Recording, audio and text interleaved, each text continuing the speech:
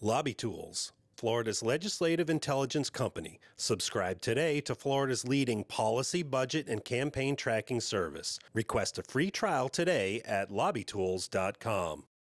The bill is passed. With the U.S. House approving the United States-Mexico-Canada trade agreement, business groups in Florida are breathing a sigh of relief. This helps to ensure that those trade wars can stop, that tariffs are not going to overly burden Floridians and hit them in the wallet. The Florida Chamber of Commerce says the two border countries are both in the top 6 international buyers of Florida exports. When you think about jobs, more than 2.5 million Floridians are actually employed in international trade. But not everyone is happy. Florida's Commissioner of Agriculture tweeted Thursday expressing her disappointment that added protections for Florida farmers didn't make it into the final product. Quincy tomato farmer Graves Williams says cheaper Mexican produce has decimated many Florida farmers. We need the seasonal protections immensely so, because at certain times of the year they grow so much produce down there, it has to come to the states. As far as Florida farmers are concerned, the USMCA won't necessarily make their situation worse,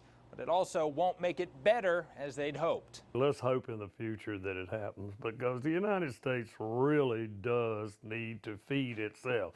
We don't need other countries feeding us. The USMCA still needs to pass the Senate. That could come early next year, given it's not delayed by the impeachment trial. Reporting from the state capitol, I'm Jake Stofan.